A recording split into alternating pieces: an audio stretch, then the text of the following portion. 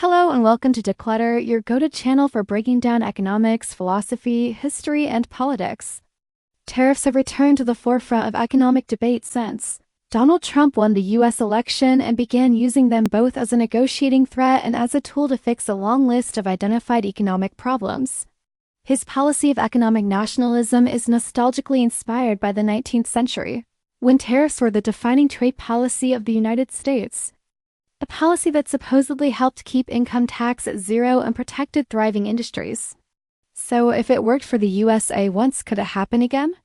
It's an idea at least worth exploring, since there is the promising possibility that tariffs could create the fiscal wiggle room needed to lower taxes while reviving the old industrial heartland of the world's largest economy.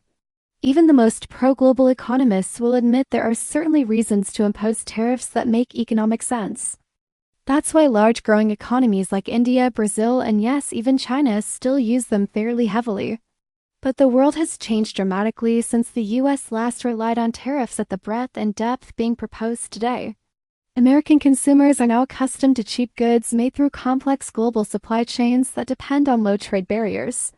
New tariffs would introduce obstacles, potentially forcing importing businesses to raise their prices just to stay profitable. This would effectively mean that tariffs are just a sneaky way to tax consumers.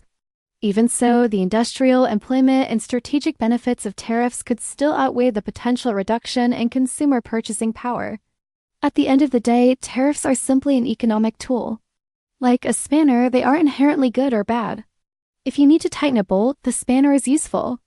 But if you're doing brain surgery, you might want something else. The point is, blanket statements about tariffs are oversimplified. They cause different trade-offs in different markets, and those trade-offs need to be weighed carefully to get a sense of the net benefit or cost. Nuance is key. So how do tariffs actually work? A tariff is a targeted tax on imported goods, paid by the domestic business doing the importing. The idea is simple. Imports become more expensive, so domestic production becomes relatively cheaper. This encouraged consumers and businesses to buy locally made goods, fostering domestic investment, jobs, and industry growth while also generating revenue for the government. This strategy is known as import substitution industrialization. Throughout history, many countries have used tariffs this way, but perhaps no more significantly than the United States itself. Ironically, the nation now seen as the global champion of free trade originally built its industrial strength on tariffs. The second piece of legislation passed after the Constitution was ratified in 1789 was about tariffs.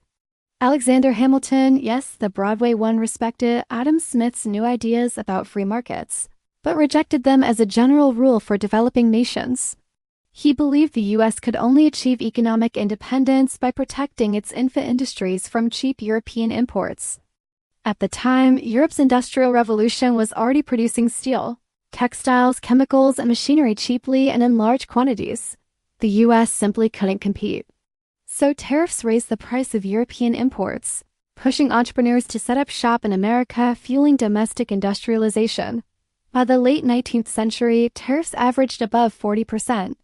It worked. U.S. industries boomed.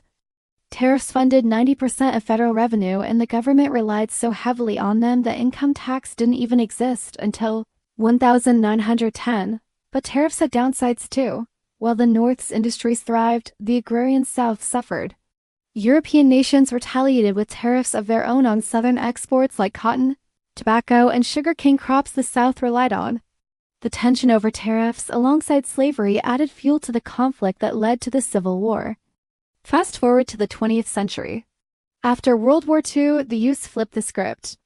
Its industries had matured, global competitors lay in ruins, and the U.S. was ready to lead the era of free trade.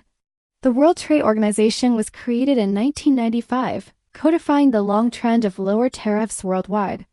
Global supply chains became deeply complex, with parts of a single product coming from 10 or more countries.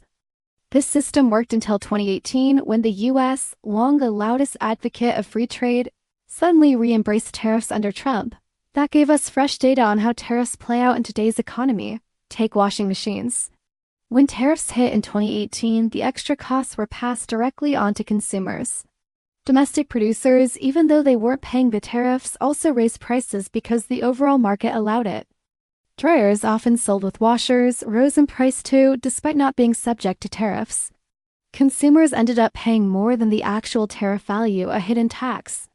In total, the tariffs of 2018-2019 amounted to about $80 billion in indirect taxes on Americans, one of the largest tax increases in decades. And though tariffs created about 1,800 new U.S. jobs in washing machine production, each job effectively cost consumers more than $800,000 per year. That's a wildly inefficient way to create employment.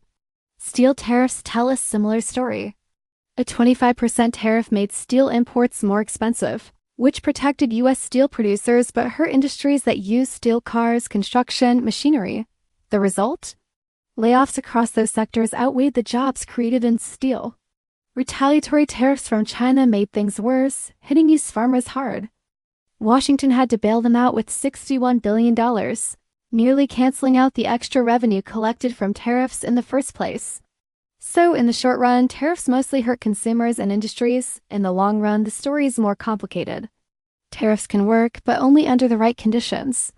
A 25% tariff on light trucks in 1964 protected the used auto industry as the most profitable segment pickup trucks and SUVs. This helped companies like Ford and GM survive waves of offshoring, and even attracted foreign car makers to build factories in the U.S., but with less competition, innovation slowed, and consumers paid higher prices. Workarounds are also common. Mercedes, for example, once disassembled vans in Germany, shipped them as parts, and reassembled them in the U.S. to dodge the tariff. Others simply moved production to non-tariff countries like Vietnam or Mexico. So tariffs can protect industries. But they also distort markets, trigger retaliation, and encourage evasive maneuvers. Their success depends heavily on design, scope, and timing. A universal tariff on all imports would likely do more harm than good today, because modern supply chains are global.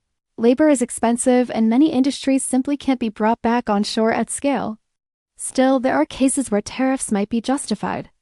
In strategically vital sectors like semiconductors, energy, food, and defense materials, dependence on foreign supply is a vulnerability. In times of crisis or conflict, trade embargoes can leave a nation dangerously exposed. In these areas, tariffs become less about economics and more about national security. So, can tariffs actually work today? Yes, but only in very specific cases, carefully designed and gradually implemented. As a broad policy to bring back mass industry and lower taxes, the evidence suggests they'll likely disappoint.